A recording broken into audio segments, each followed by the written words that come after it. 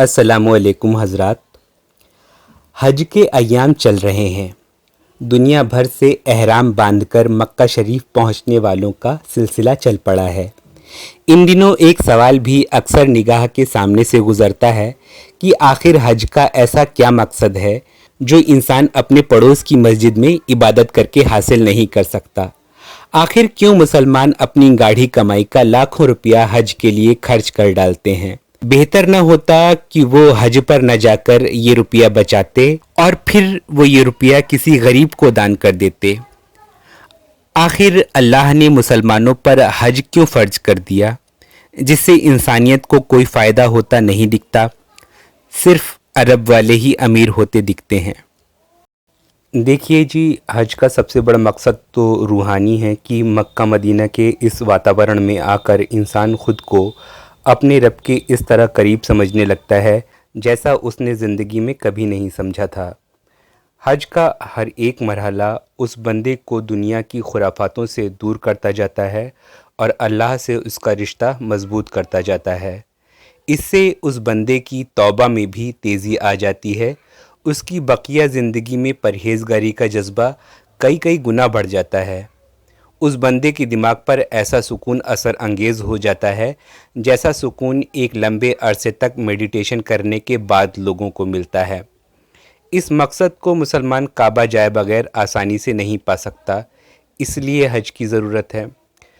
फिर मेरी जहाँ तक समझ आया है, हज का मकसद ये भी है कि आपने भी ये महसूस किया होगा कि जिन रिश्तेदारों से आपकी मुलाकात बरसों से नहीं हुई होती, आप उनसे ख़ास लगाव महसूस नहीं करते, लेकिन जब आप अपने इन्हीं रिश्तेदारों से एक बार कुछ दिनों के लिए मिलकर आते हैं तो आपका लगाव और मोहब्बत उन रिश्तेदारों के लिए अचानक बढ़ जाती है। ऐसी ही मोहब्बत तब बढ़ती है जब मुसलमान हज में दुनिया के कोने कोने से आए दूसरे मुसलमानों से मिलते हैं तो सारी दुनिया के मुसलमानों से उनकी मोहब्बत बढ़ जाती है। अपना इतना विशाल परिवार देखकर हर मुसलमान ज़्यादा खुश, ज़्यादा कॉन्फिडेंट और अपने मज़हब पर ज़्यादा मजबूत भी हो जाता है। ये बात मैंने जितने हाजियों से बात की उनकी बातचीत में ऑब्ज़र्व की है। एक और वजह हज की मैं समझता हूँ कि दुनिया भर से मुसलमान ज़िंदगी में एक बार मक्का मदीना आएँ और यहाँ की नमाज, इबादत और मजहबी तौर तरीक़ा यहाँ कुछ दिन रहकर ख़ुद ऑब्ज़र्व करें और इन तौर तरीक़ों को देखकर दुनिया के कोने कोने से आए मुसलमान उन तरीक़ों को अपनी ज़िंदगी में उतारें जिससे दीन में हमेशा एक रूपता बनी रहे और दीन में बिदअतें न ठहरने पाएँ।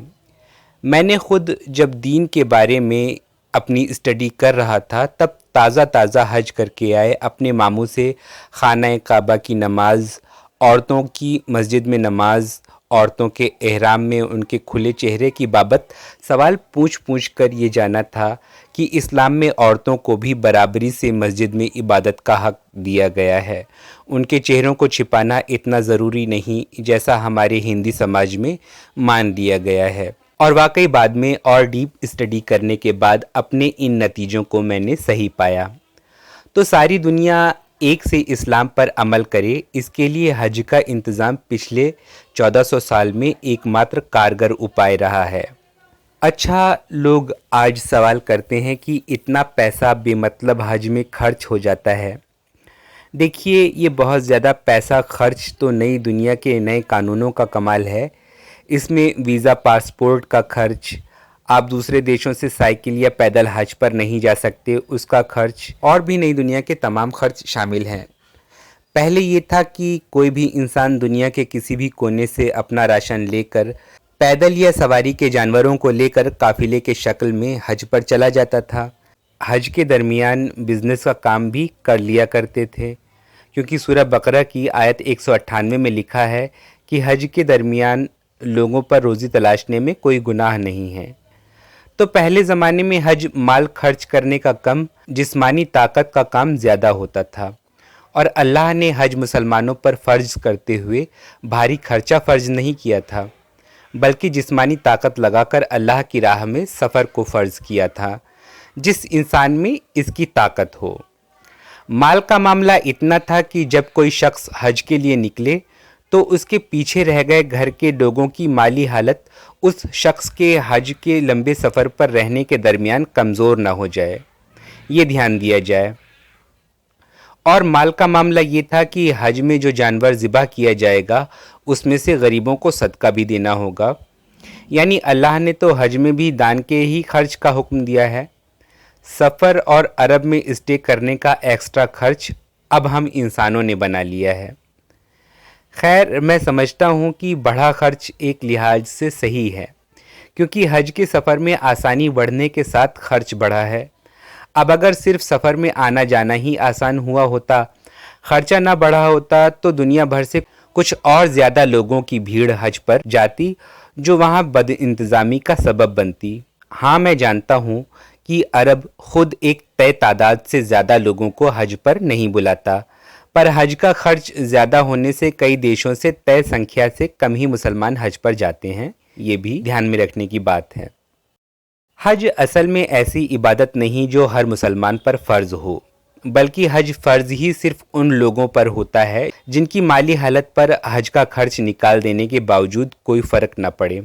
और जाहिर है, अगर इंसान इतना मालदार है तो हज तो ज़िंदगी में उसे एक बार करना है, पर ज़कात के रूप में उसे अपने माल का 40वां हिस्सा हर साल दान करना फ़र्ज़ पहले से है। यानी वो हज के खर्च से कई गुना ज़्यादा सदका ज़कात पहले से अदा करता रहा है। और जब बहुत सारा दान इंसान देता रहा है और देता रहेगा, तो उसके एक बार के हज के खर्च पर सवाल उठाना सही नहीं। जो ये सवाल किया जाता है कि हज पर न जाकर किसी गरीब की शादी पर वो पैसा खर्च कर दो तो ज़्यादा बेहतर रहेगा, तो असल में हज तो ऐसे लोगों पर फ़र्ज़ है कि जो एक साथ हज के लिए भी खर्च कर सकते हैं और उसी वक्त गरीब की शादी के लिए भी उतना ही पैसा दान कर सकते हैं। तो ऐसे लोगों को हज रोक कर लोगों की भलाई करने की सलाह देने का कोई मतलब नहीं है। हज पर जाना हर प्रैक्टिसिंग मुसलमान की ज़िंदगी की सबसे बड़ी ख्वाहिश होती है, उसकी बहुत बड़ी इच्छा होती है। अब मालदार इंसान अपनी बड़ी इच्छाओं को भी पूरा न करके अपना तमाम पैसा दान में दे दे, ऐसी बंदिश तो उस पर नहीं लगाई जा सकती ना। मिसाल के तौर पर हमारे देश के ही जो गैर मुस्लिम रईस लोग हैं और अच्छा खासा दान भी किया करते हैं, वो ज़िंदगी की कोई बहुत बड़ी इच्छा नहीं, सिर्फ सैर सपाटे के मकसद से ही कई दूसरे देशों की यात्राएं भी किया करते हैं। अब मैं कहूँ कि हमारे देश में इतनी गरीबी बेरोज़गारी है और ये लोग विदेश यात्रा पर पैसा बहा रहे हैं, क्यों नहीं विदेश जाने की बजाय उन्होंने गरीबों को वो पैसा दान कर दिया? तो सही रहेगी मेरी बात? नहीं। इंसान अपनी अक्ल और मेहनत से माल कमाता है, तो उस माल से अपनी खुशी पूरी करने का पहला हक उसी इंसान का है। हम उसके खर्चों की मदों पर टीका टिप्पणी करने का हक नहीं रखते। हम सिर्फ ये कह सकते हैं कि इनको खुदा ने दौलत दी है तो अपनी खुशी पर उसे खर्च करें, और साथ ही साथ गरीबों के लिए भी उसमें से कुछ हिस्सा दान कर निकालते रहा करें। तो जब हम गैर मुस्लिमों के सिर्फ मौज मज़े के सैर सपाटे पर रोक नहीं लगा सकते कि उनका पैसा है, उनको खर्च करने का हक है, तो मुसलमानों की तो ज़िंदगी की बहुत बड़ी तमन्ना होती है हज, उस पर कोई दूसरा इंसान क्यों रोक लगाए? हाँ, हमारे यहाँ ये चलन है कि यहाँ बहुत से मुसलमानों की आमदनी इतनी नहीं होती कि वो हज पर जा सकें, लेकिन लोग अपने खर्चों में कटौती करके पैसा इकट्ठा करके हज पर जाते हैं।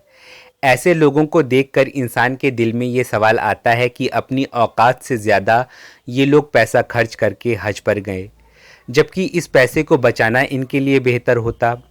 या अगर मज़हब के नाम पर इतना पैसा खर्च करने का हुक्म अल्लाह को देना था, तो हज की बजाय उतनी बड़ी रकम को किसी जन कल्याण के काम में खर्च करने का हुक्म देना था, जिससे इंसानियत का ज़्यादा भला हो सकता था। ये बात मैं भी सही समझता हूँ कि जिस इंसान की माली हालत पर हज के खर्च से असर पड़ता है, जिसके साथ ऐसा हो कि हज का खर्च करने के बाद किसी मजबूर की मदद करना चाहकर भी पैसों की कमी के चलते वो ना कर पाए, तो उस इंसान के लिए हज ज़रूरी नहीं है। मैं तो समझता हूँ ऐसे लोग जिन्हें बैतुल्ला शरीफ जाने की शदीद हसरत है और हज का खर्च उन पर भारी है, तो वो हज की बजाय उम्रा कर लें, जिसका खर्च हज के मुकाबले चौथाई पड़ता है आजकल। लेकिन फिर भी ऐसे लोग जो अपने खर्चों में कटौती करके हज पर जाते हैं, उनसे भी हम ये नहीं कह सकते कि ये तमाम पैसा वो हज की बजाय किसी को दान कर दें। आप अपने ही दिल पर हाथ रख के सोचिए कि अगर एक मिडिल क्लास इंडियन के पास 4 लाख रुपया अलग से इकट्ठा हो गया है और वो पैसा उसने अपनी किसी खुशी पर खर्च करने का मन बना लिया है, अब आप उससे कहें कि वो ये तमाम पैसा अपने ऊपर खर्च करने की बजाय किसी स्कूल या अस्पताल में दान कर दे, तो बताइए मिडिल क्लास इंसान आपकी बात कभी मान लेगा? बड़ी साफ सी बात है कि मिडिल क्लास इंडियन अपने ऊपर तो बड़ी रकम फिर भी खर्च कर देता है, लेकिन जिसके पास 4 लाख रुपया इकट्ठा भी है, वो भी दान में एक बार में 25-30 हज़ार रुपये तक दे सकता है। इससे ज़्यादा दान में देने की बात मानने की बजाय वो ये कहेगा कि मुझसे ज़्यादा मालदार लोगों को इतना दान देना चाहिए, मेरी औकात इतना ज़्यादा दान देने की नहीं है। अपने ऊपर इतनी बड़ी रकम खर्च करूँगा तो सही लगेगा, आखिर ये मेरी कमाई है और मैंने इसे मनचाहे तरीके से खर्च करने का हक हासिल किया है।